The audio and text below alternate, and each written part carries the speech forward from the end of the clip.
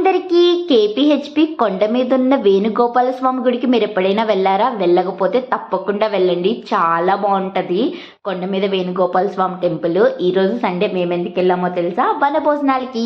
కార్తీక మాసం అంటేనే గుర్తొచ్చేది వనభోజనాలు కదా.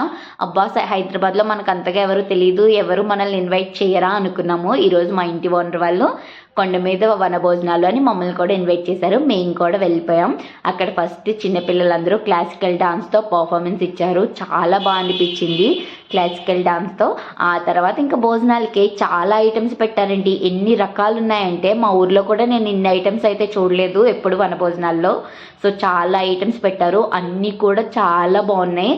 ప్రతిదీ ఇంకా నాకైతే ఊర్లో వచ్చిన టేస్టే వచ్చింది. పచ్చడిలో గోంగూర పచ్చడి అంటే పుదీనా పచ్చడి అయితే భలే ఉంది. ఇంక అందరం కలిసి మాట్లాడుకుంటూ చక్కగా వనభోజనం అయితే చేస్తాం. ఇంతకీ మీరు కార్తీక మాసంలో వనభోజనం చేశారో లేదో కామెంట్ చేయండి.